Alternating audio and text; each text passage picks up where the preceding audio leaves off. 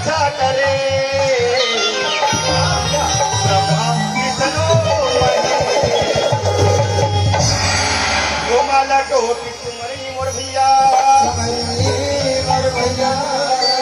और गुरु ने दिए बकसी सजी छोटे छोटे हम लड़का आए और हमने नामा माखनलाल आज माटी के शरीर का बाहर में भाई जेमे छोटे से महीना बैठे भैया जे हर जगह जा जाके मैं प्रेम के बोली भाषा में बोलता दे संगवारी ये आनंद टिकली थे देवी देवता के नाम डाले में शरीर ला जेकर महिमा परंपारे भैया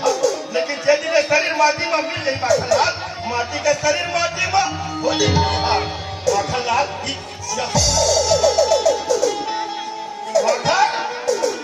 ये भैया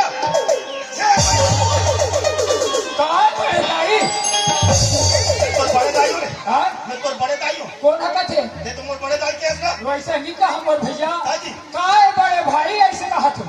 हम बोले सुना फाइल हो गया तोरे सुने फर्क पड़ तुम भैया ये बता कैसे का करते हैं फिर नेहा आओ नेहा का करूंगा ये 80-87 लाख इस मोर भैया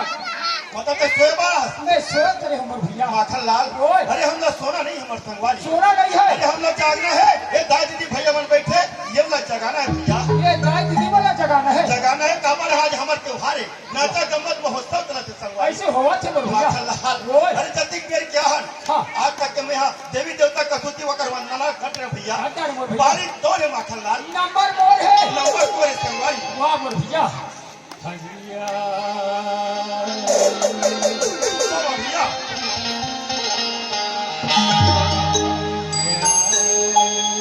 माखनलाल अजी और बड़ी पाप पिक्चर है हम सब कौन है आज तारे दूसर के नारी लगाते हाथ जोड़ के माफी मांगे अजीब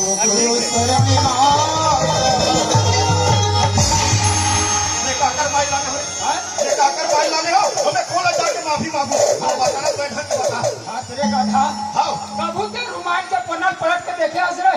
काके रुमाल के का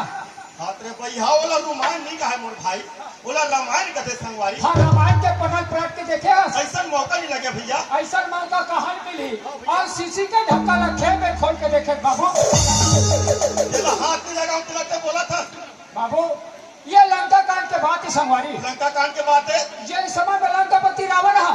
जगत जानी माता सीता के हरण करके ले गई भैया तो सही बात है लेकिन भैया वो समय में छोटे भाई भीषण लंकापति रावण बार बार समझाते कैसे भैया लंकेश अभी भी वक्त है टाइम है रामचंद्र जी के शरण में जाके गिर जावे आज तो थोड़ा माफी कर दी वापस कर दे ऐसी कोई कहा थे मोर भैया हाँ ये बात तो मैं नहीं जान पा रही हूँ हाँ वो बात का मुझे जानकारी दिला भैया जवाब बहुत बड़े ज्ञान के बात बता संगवारी हाँ हाँ भैया क्या केवट के संगत में पड़े हथे सही बात है निसाब भैया केवट के बात ना कुछ में रामायण में मिलते महाभारत में मिलते संगवारी मिलते भैया बराबर मिलते और कलार के बात है तो कौन जगह नहीं मिले रे ये पारा जब अति बड़े के बात कहा था फेंक कर तो क्या था हाँ तो चल भले कारण भजला सुना पता शिवराज भैया कैसे ये छत्तीसगढ़ महतारी में जन्म लेगा माटी के शरीर पान संगवारी अब ही माटी में जाना है ही माटी में मरना है भैया माटी में हम लोग मिल जाना है भैया चलन भैया कैसे ये छत्तीसगढ़ महतारी के ये बखान कर लेते हैं भैया कैसे हाँ ठीक है माखनलाल यही में बेड़ा पार होता है तो चलन भैया भैया हाजी वो छत्तीसगढ़ के महातारी ये छत्तीसगढ़ का माटी वाह संगवारी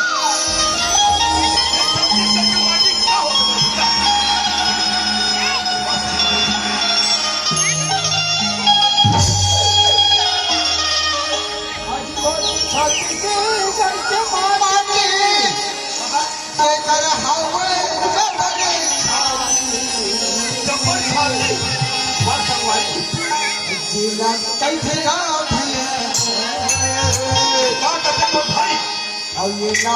कहीं थे वो दीदी छत्तीसगढ़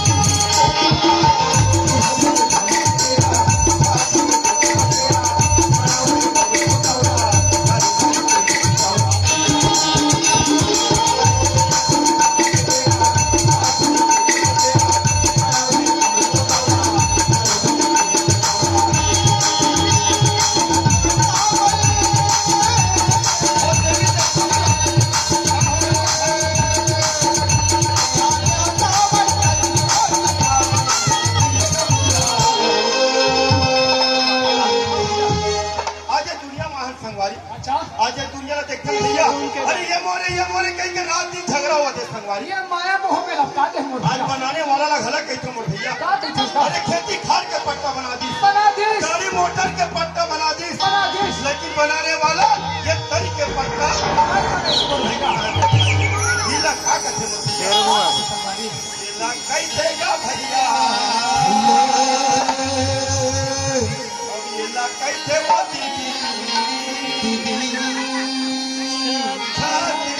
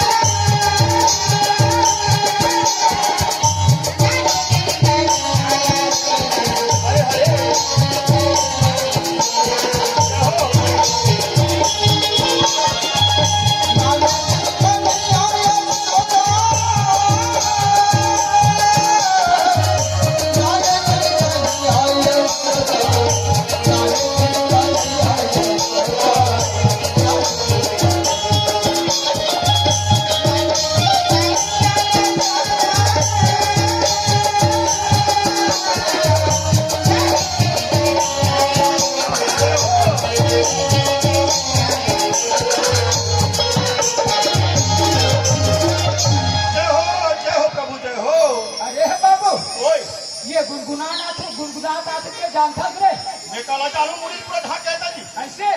वो कर राग रहा है ना हाँ। वो घासी चोरी नशा लगते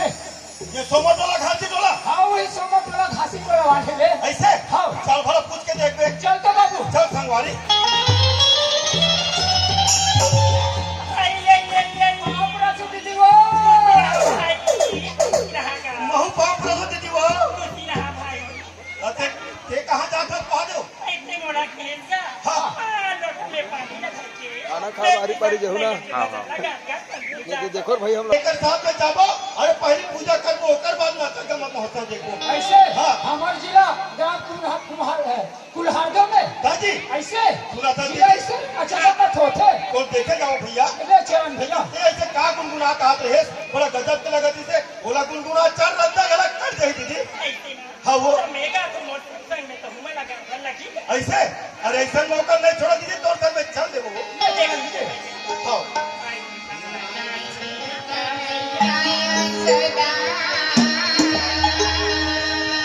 हरे हरे हरे हरे हरे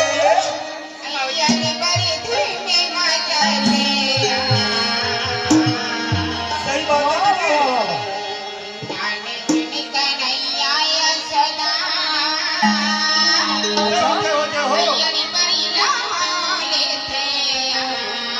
बाबा कैसे हो समझा लगी